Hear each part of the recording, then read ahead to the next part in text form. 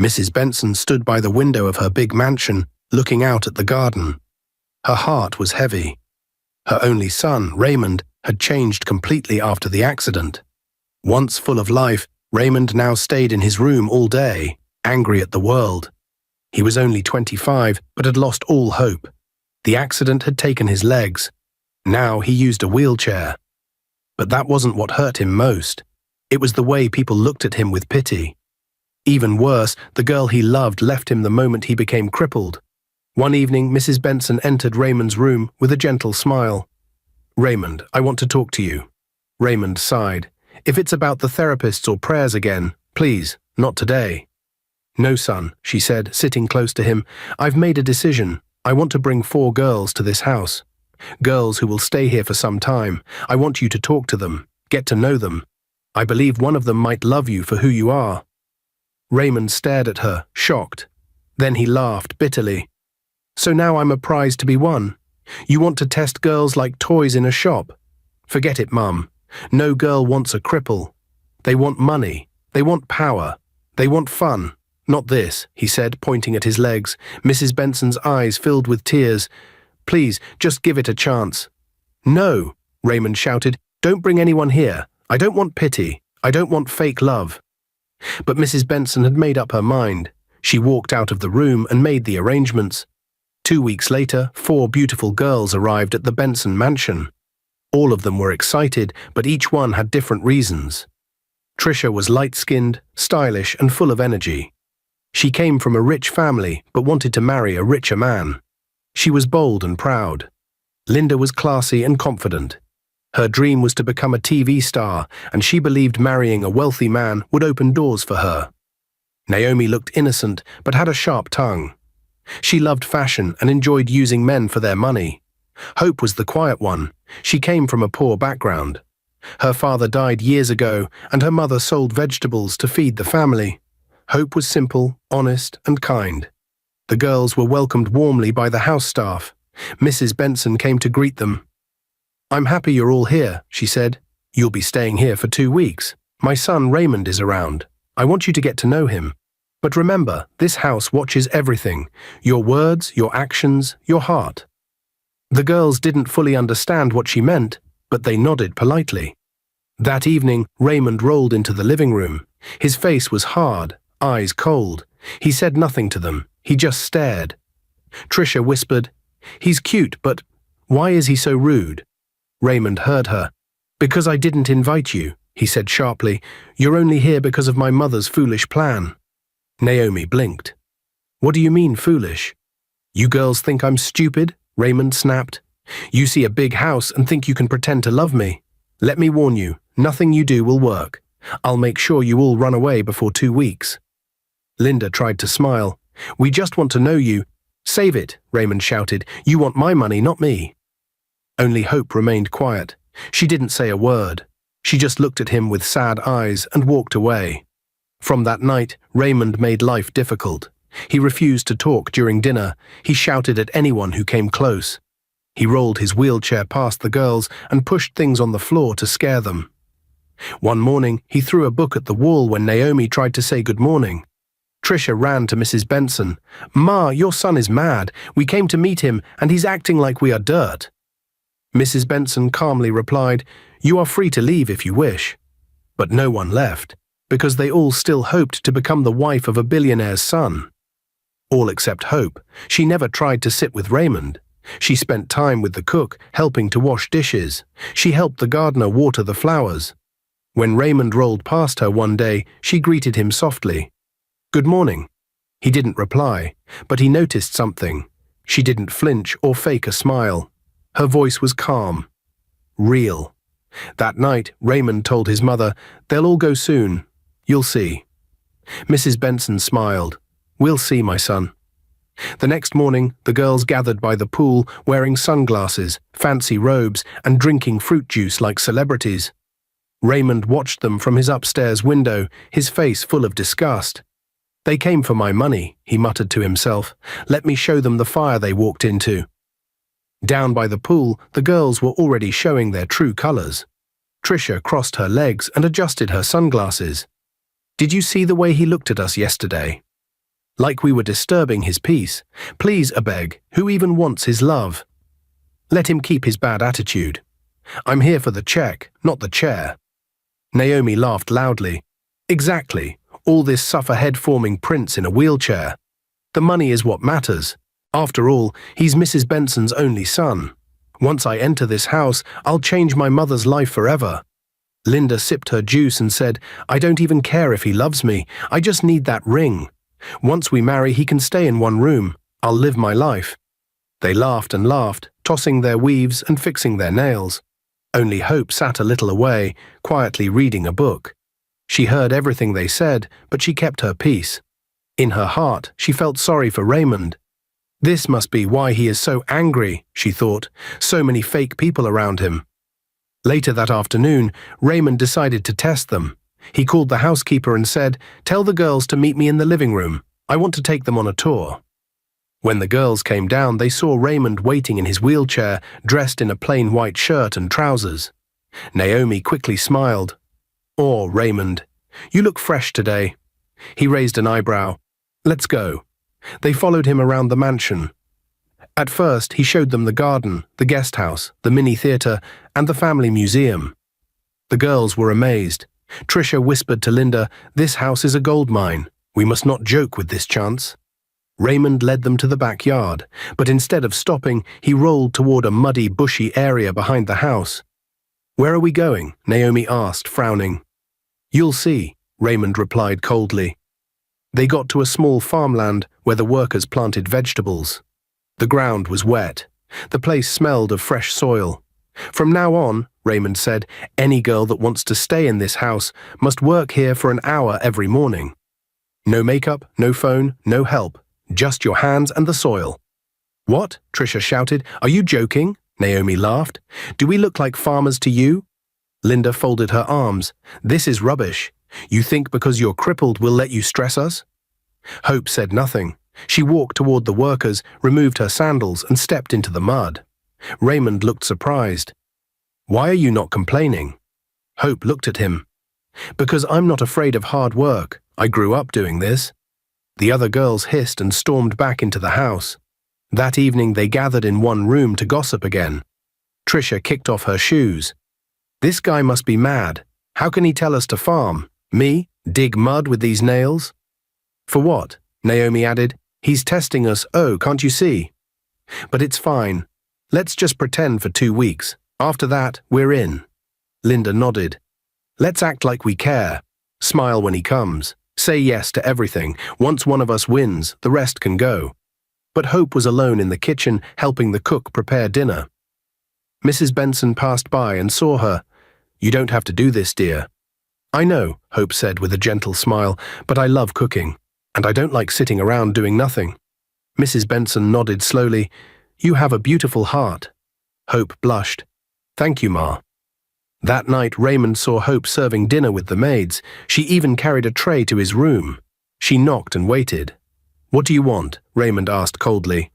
I brought your food, she said. I didn't ask you.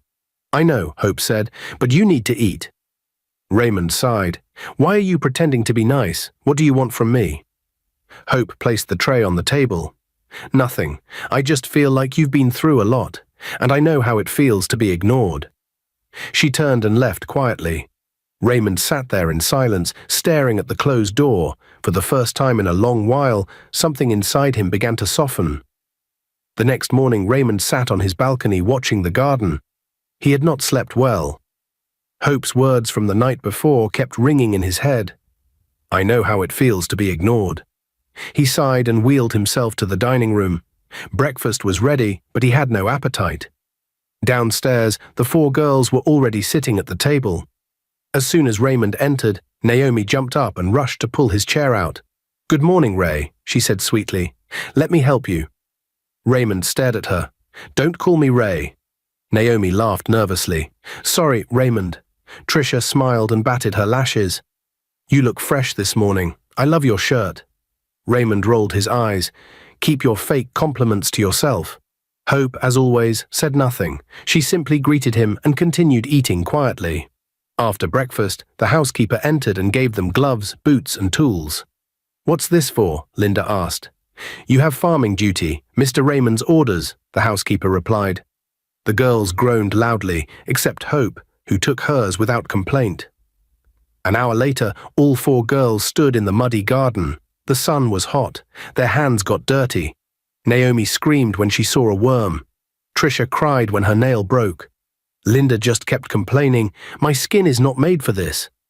Hope stayed calm. She planted quietly beside one of the farmers, asking questions and learning fast. Raymond watched from a distance. He saw how the other girls looked at Hope with jealousy. Later that afternoon, a new drama started. Tricia entered the living room where Hope was resting. "So, you think you're smart?" Tricia said. Hope looked up. "What do you mean? You think we don't see what you're doing? Always helping in the kitchen, greeting the maids, pretending to be holy." "I'm not pretending," Hope said calmly. Naomi and Linda walked in too. "We're warning you," Linda said. "You think being nice will win you the man and the money, but you'll soon cry." Hope stood up slowly. "I'm not here to win anyone. I'm just being myself." Naomi laughed. "Poor girl, this is not your level. Stay in your lane." They walked out, laughing loudly. Hope sat down again. Her eyes were watery. She missed her mother. She missed home. She thought of packing her bag and going back. But something in her heart said, "Stay. Your purpose here is not yet finished." The next day, the 4 girls were called into the large sitting room. Mrs. Benson was waiting for them, sitting on a gold-plated chair like a queen. Her face looked serious. "Good morning, ladies," she said, her voice calm but firm. "Good morning, Ma," they all replied. She folded her hands and looked at each of them one by one. "When I brought you here, I promised to reward the girl who truly wins my son's heart. At first, I planned to give 10 million naira. Their eyes lit up. Mrs. Benson continued, "But now I've changed my mind. The prize is now 50 million naira. 50 what? Naomi whispered under her breath. Mrs. Benson nodded. "Yes, 50 million naira. And I will also open a big business for the winner. But listen carefully. This is not a game. I'm not seeing real effort from any of you. You girls are not working hard enough. My son is not just a cripple. He is a human being with feelings. If you want that money, then win his heart. Make him fall in love with you." Tricia almost shouted in excitement, "Thank you, Ma." Naomi smiled sweetly. "We won't disappoint you." Linda clapped softly. "We'll try harder, Ma." But Hope just stood quietly, looking at the floor. She didn't care about the money. Something in her heart told her love should not be bought. That night, the competition got dirty. Naomi was the first to try. She sneaked into Raymond's study room, wearing a short nightgown and heavy makeup. "Hi, Raymond," she said in a soft voice, walking toward him. He looked up from his book. "What are you doing here?" "I just wanted to keep you company," she said, sitting on the table. "You're always alone." She reached out to touch his face, but he pushed her hand away. "Stop it," he said. "Why?" "You're a man. I'm a woman. We're both adults." Raymond wheeled back slowly. "Are you so cheap? Is this how you win love?" Naomi stood up, embarrassed. "You'll regret this," she said, and ran out of the room. The next day, Tricia tried her luck. She waited for Raymond in his room, wearing a silky robe and fake tears. "I just want to comfort you," she said, placing her hand on his chest. "Get out," Raymond said coldly. "Why? Am I not beautiful enough? What's wrong with you?" Raymond stared at her. "What's wrong with you? Is money so powerful that you would sell your body for it?" "You make me sick," Tricia stormed out, angry and ashamed. Then came Linda. She prepared Raymond's favorite meal and wore a tight dress. When she brought the food to him, she leaned close, her voice soft and slow. "I made it with love," she whispered, placing her hand on his leg. Raymond grabbed her wrist gently but firmly. "This is your plan too. You think I'll fall for this?" Linda stepped back, her eyes wide. "Leave," he said, turning his wheelchair around. That night, Naomi and Tricia sat together in the room, whispering. "That ugly cripple has guts," Naomi said. "Can you imagine, rejecting me?" Tricia laughed. "He really thinks we're here for love. He should look at himself in the mirror. It's his money we want, not his broken body." Linda walked in and joined them. "Hope is pretending. Wait until she shows her true colors. None of us came here for love. Let's be real." They laughed together, thinking they were smart. But what they didn't know was that Mrs. Benson had placed a small recorder under the flower vase in their room. The next morning, the girls were called to the garden. Raymond was already there with his mother. The atmosphere was tense. Mrs. Benson stood up. "I have something to say," she began. "This is no longer just a love test. This is now a matter of respect. I listened to your conversation last night." The girls looked at one another, confused. Raymond added, "I know what each of you tried to do.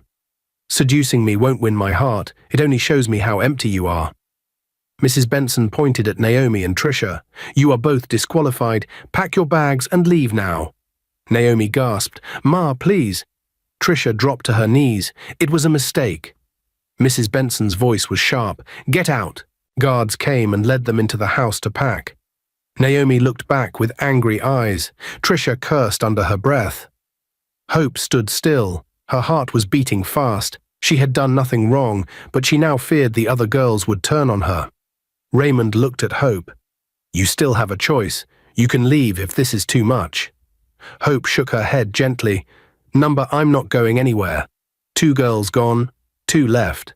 And the real battle was just beginning. That night, the mansion was quiet. Rain began to fall lightly outside as the wind shook the curtains in Hope's room. She couldn't sleep. Her heart was heavy. Everything had become a game, a dangerous game filled with lies, greed, and fake smiles. Earlier that day, Naomi and Tricia were disqualified. Now only 2 girls remained, Hope and Linda. Hope was reading quietly in the lounge when Linda walked in and sat beside her. "Hey," Linda said, crossing her legs. "Can we talk?" Hope looked up, a little surprised. "Sure." Linda smiled. "I've been meaning to ask you something. You don't talk much. Why are you really here?" Hope paused. She had tried to keep her story private, but something told her to speak. "I came because of the money," Hope said honestly. "My younger brother is very sick. He has a heart problem. The doctors said he needs treatment abroad. My mother has been selling everything we have. Pots, chairs, even her wedding ring." Linda blinked. "That's tough."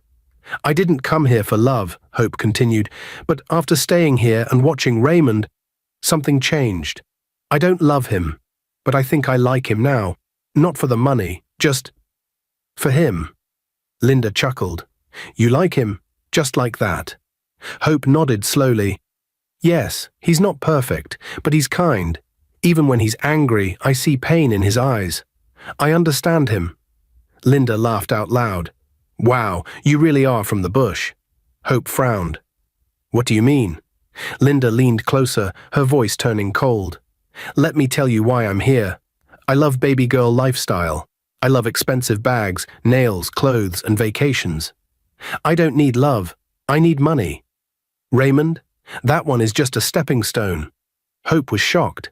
Linda continued, "Even if he agrees to marry me, it's simple. I'll smile and play along until that 50 million naira enters my account. Then boom, I'll disappear with my real boyfriend. We'll travel abroad. Life will begin." Hope gasped. "What? So you have a boyfriend?" "Of course," Linda said, rolling her eyes. "A cute guy. He's waiting for me. This whole Raymond plan is just for money. Besides, who wants a man in a wheelchair? He can't even move properly. How can he give me the style I want in bed?" "Stop it," Hope said.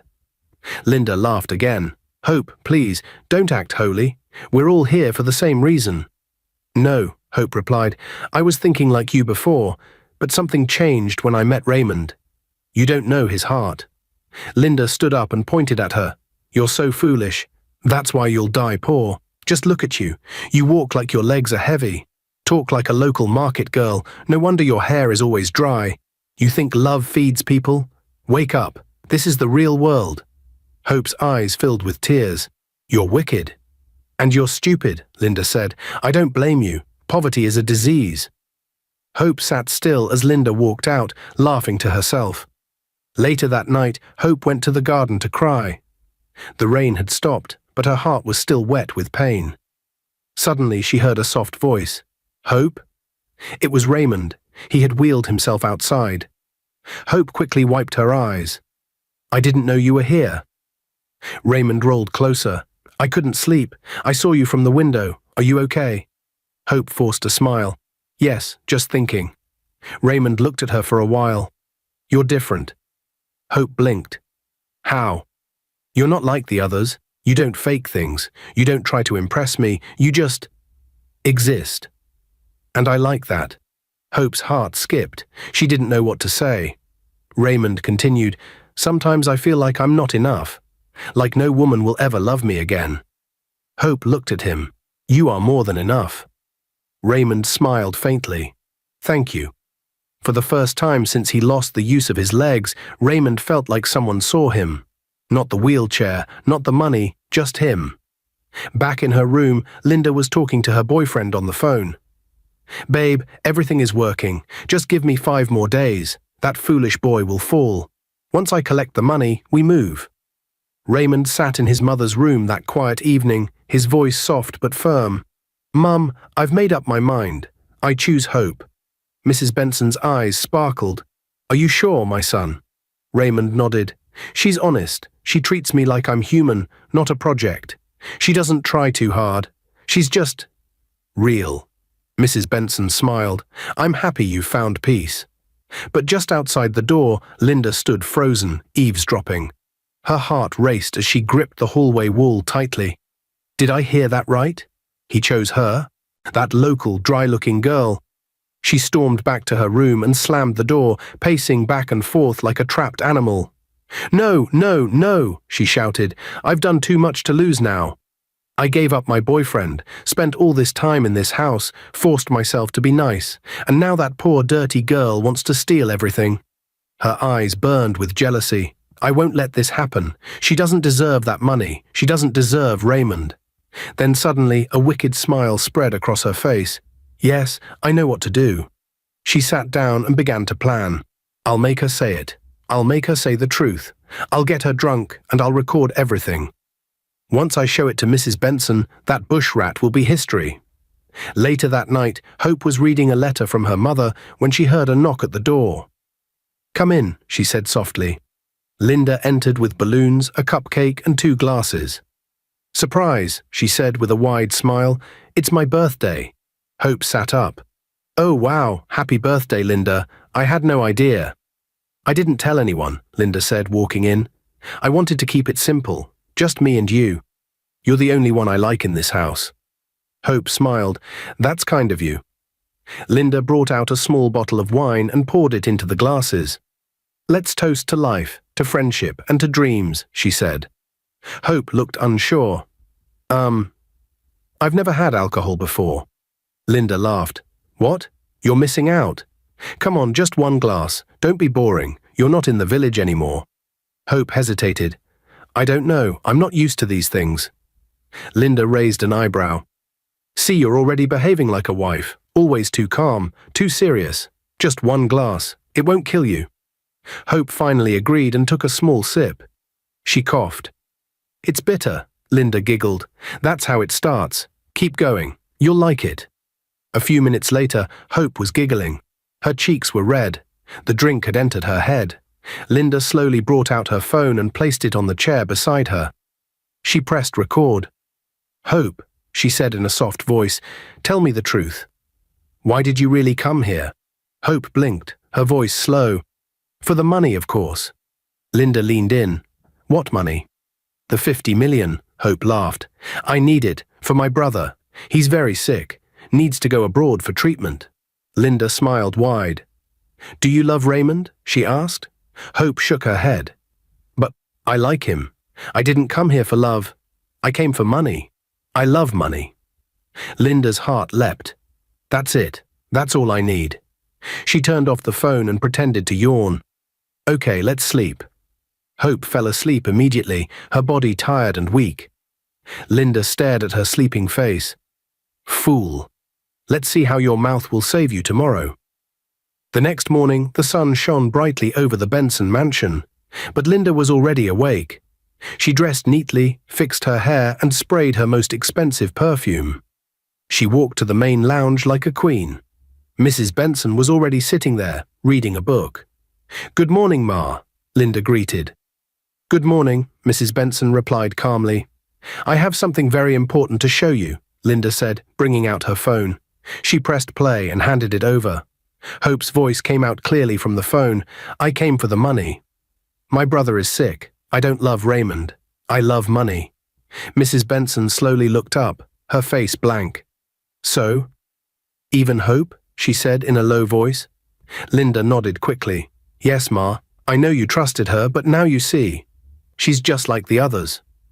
Mrs. Benson closed her eyes briefly. "Thank you, Linda. I need time to think. Please go." Linda smiled and walked out with pride. Yes, that's how queens do it. Meanwhile, Hope woke up feeling dizzy. Her head ached and her mouth was dry. "What happened?" she whispered to herself. She couldn't remember much.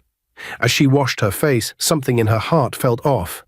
Mrs. Benson stood in her room with her arms folded, her face hard and cold. She was watching the recording for the third time, and still her heart refused to understand. Just then, Raymond entered quietly. "You called me, Mum?" he asked, his voice low. She nodded without looking at him and handed him her phone. "Watch this." Raymond played the video, his eyes widened as he listened. "I came for the money. My brother is sick. I don't love Raymond. I love money." When it ended, he looked up sharply. "Where did this come from?" "Linda," she replied. "She recorded Hope last night." Raymond blinked, shocked. "Hope said that?" "Yes," Mrs. Benson replied firmly, with her own mouth. He stared at the floor for a moment, then shook his head. "Number Hope can never do this. I know her. I've seen her. She's not like that." Mrs. Benson frowned. "You trust people too easily, Raymond. That's your problem. You let emotions blind you." He raised his voice. "And you don't trust people at all. You treat everyone like a suspect. You never even gave her a chance." "I'm protecting you," she snapped. "You're controlling me," he shouted back. "You caused all this. From the very beginning, I said I didn't want this stupid game, but you forced me. You brought those girls into our home and turned love into a competition." Mrs. Benson's eyes welled with tears. "I was trying to help you find someone who truly loves you. But you didn't trust me to find it on my own," Raymond said angrily. "And now look where it's gotten us." The room went silent. Mother and son stood on opposite sides, broken and tired. Finally, Raymond turned and said, "I need to hear it from her." Hope was sitting under the tree in the garden, holding her brother's drawing in her hands. Her eyes were red. She hadn't eaten. Her heart was heavy. Then she heard his voice. "Hope." She turned and saw Raymond rolling slowly toward her. "Raymond." She stood up, wiping her tears quickly. "I need to ask you something," he said, his face blank. "Did you say those things last night?" Hope froze. "What things?" "That you came for the money, that you don't love me." Hope's hands trembled. I didn't mean it. Linda brought wine to my room. She said it was her birthday. I told her I don't drink, but she kept pushing. I drank a little and everything became blurry. I didn't even know she was recording me." "Is it true?" Raymond asked. "Are you here for the money?" Hope's voice broke. "Yes. I came for the money, at first. For my brother. He's sick and needs surgery abroad. But I swear to you, Raymond, everything changed. I started seeing you differently. You were so strong even in pain, so gentle even when you were angry. I didn't come here for love, but now, I think I've found it." Raymond looked at her. "But you said you didn't love me." "I said it while I was drunk," Hope cried. "And even then, I said I like you. Isn't that better than pretending to love you like the others?" He was silent. "Raymond, please," she begged, tears pouring down her face. "Don't believe Linda. She planned all this. She trapped me." Raymond turned his chair around slowly. "I'm disappointed, Hope." Her heart dropped. "Raymond?" But he didn't stop. He wheeled away, leaving her standing there in the garden, broken and speechless. Hope's sadness quickly turned into anger. She stood up and wiped her face. She stormed into the house and headed straight to Linda's room. She pushed the door open without knocking. "You evil snake," she shouted. Linda looked up from her mirror and smirked. "Oh, now you remember how to talk?" Hope pointed at her, shaking with rage. "You planned it all. You tricked me. You made me drink and then recorded me. You wanted to ruin me." Linda stood up, arms crossed. "So what? I did what I had to do." You want to take my man from me?" Hope's mouth dropped. "Your man? Raymond is not your man." Linda laughed coldly. "He was supposed to be, until you came in here pretending to be holy and humble. I was winning until you opened that dry village mouth." "You think love is something you can win with lies?" Hope fired back. "I don't care about love," Linda screamed. "I want the money, the life, the soft baby girl lifestyle. I deserve it, not you." Hope shook her head slowly. "You're evil." "And you're poor," Linda sneered. "Go back to your dirty house and your sick brother. This place is not for you. You don't belong in a mansion." Hope's eyes filled with tears again, but this time they were tears of strength, not weakness. "One day, all this will come back to you," she said. "You may win today, but the truth doesn't stay hidden forever." Linda laughed again. "Get out of my room, village girl." Hope turned and walked away, her head high. Her heart was bruised, but her spirit was not broken. The next morning, the entire house felt different. The air was heavy, like something bad was about to happen. Hope was helping the cook in the kitchen when one of the maids rushed in. "Come quickly. Mr. Raymond is crying in the living room." Hope dropped the spoon and ran.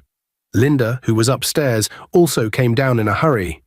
They both entered the living room and found Raymond sitting in his wheelchair, his face buried in his hands, tears rolling down his cheeks. "Raymond!" Hope rushed to him. "What's wrong?" Linda stood to the side, looking shocked. "What's going on? Why are you crying?"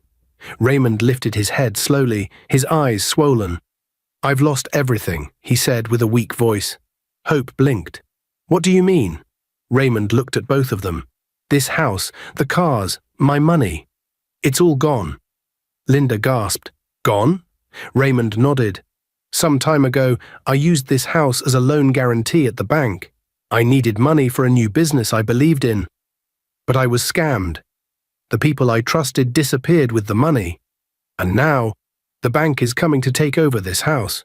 We have only 1 week left before everything is gone." Hope sat down slowly, her heart breaking. "Oh no." Linda's face froze. "You mean, no more money?" Raymond didn't respond. "I'm sorry," Hope whispered, reaching for his hand. "Why didn't you tell anyone?" "I didn't want my mother to worry," he said. "But now, it's too late." Linda wiped a fake tear from her cheek. "This is so sad," she said, but her eyes were already planning something else. Later that evening, Linda went inside her room and locked the door. She pulled out her phone and dialed her boyfriend. "Hello, baby," she said quickly. "Hey, babe, how's everything? Did he choose you yet?" her boyfriend asked. Linda frowned. "Forget that. There's a problem." "What problem?" "Raymond is broke," she said sharply. "He lost everything. The business failed, and they used the house for a loan. Now the government is coming to take it."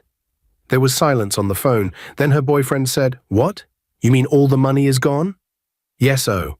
Even the cars will be seized," Linda said. Her boyfriend hissed. "Ah, so we've wasted all this time. Babe, we can't lose like this. There must be something you can still get." Linda bit her lip. "Like what?" "Wait," he said. "Don't they have gold in the house?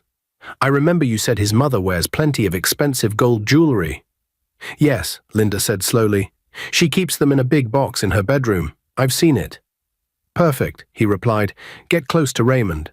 Pretend to care. Then when everyone is busy or asleep, steal the gold. We'll sell them and travel abroad before the house is taken." Linda smiled. "Baby, that's a brilliant idea." "Of course," he laughed. "Don't let all your hard work go to waste. Get the gold and run. You're not a loser." Linda looked around the room and whispered, "I'll do it tonight." "Good girl. Call me after you get it." They ended the call. Linda sat back on the bed, a wicked grin on her face. "No money, no mansion, but I'll still walk away rich." She stood and adjusted her hair. "Sorry, Raymond," she said softly, "but you're no longer the prize. Your mother's gold is." It was a cold, quiet night in the Benson mansion. Most of the lights were off, and the guards at the gate were standing at their post. Everything seemed peaceful. But inside the house, Linda was getting ready to disappear forever. She stood in her room, dressed in black clothes, quietly zipping up her big travel bag. The bag was heavy. Inside it were all of Mrs. Benson's gold jewelry. Necklaces, bangles, rings, and earrings. She had taken everything. She had carefully sneaked into Mrs. Benson's room earlier, opened the jewelry box, and packed it all into her bag. Now it was time to run. With her heart racing, she rolled her suitcase quietly through the hallway, heading to the back gate. Her plan was simple: escape before anyone noticed she was gone, meet her boyfriend, sell the gold, and travel abroad. She believed she had won. But just as she reached the back gate, a voice called out, "Madam, where are you going at this hour?" It was one of the security guards. He stepped forward with his flashlight. Linda tried to smile. "Good evening, sir. I just want to go and see my aunt. She's sick." The guard looked at the heavy bag. "With a full suitcase." "It's just some of my things," she said quickly. "Open the bag." Linda panicked. She took a deep breath, then reached into her purse and pulled out a thick brown envelope. "There's money inside," she whispered. "Please, just let me go. Nobody has to know." The guard stepped back. "We don't take bribes here, madam. I said open the bag." Before she could respond, Mrs. Benson's voice rang out from behind. "Open the bag, Linda." Linda turned sharply. "Ma, please, it's not what it looks like," Linda said, her voice shaking. "Then open the bag," Mrs. Benson said again. Linda slowly unzipped the suitcase. Everyone gasped. Inside were all of Mrs. Benson's expensive gold jewelry. Mrs. Benson stepped closer, heartbroken. "You were stealing from me." No, it's not like that," Linda shouted. "It's Hope. Yes, it's Hope.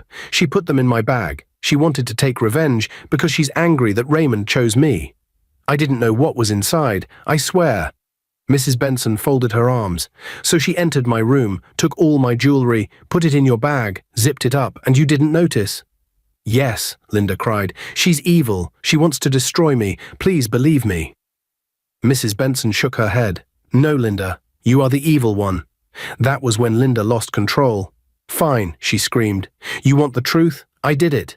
Yes, I took your gold. What else do you expect from me? I stayed in this stupid house for weeks acting like I cared, wasting my time on your cripple son." Raymond and another guard appeared from the side, watching quietly. Linda continued shouting, "Do you think I came here for love? Who wants to marry a poor cripple like Raymond? He can't even walk. He has nothing to his name. I came for the money, and now that the money is gone, you want me to leave with empty hands?" Raymond stepped forward, his face cold. Linda pointed at him. "Yes, I used you. You and your useless legs. You think someone like me will marry a man like you? Please." Mrs. Benson stepped forward, her face filled with anger and pain. "So you are not just a pathetic liar. You are also a thief," Linda hissed. "Don't act like you didn't see it coming. I was never here for love. My boyfriend told me to take the gold so we can travel abroad. I was smart enough to listen. You should thank me." Mrs. Benson shook her head. "Thank God my son came up with this idea." Linda paused. "What idea?" Raymond stepped forward.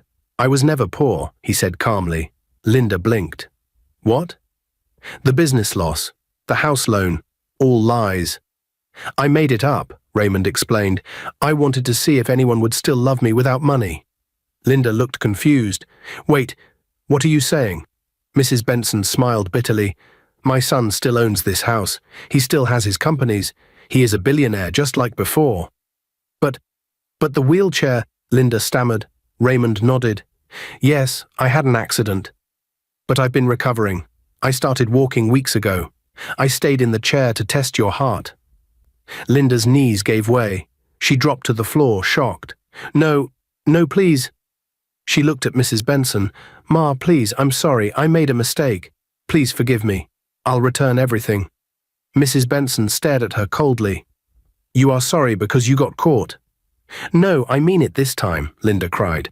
"I should have you arrested," Mrs. Benson said, "but you're not even worth it.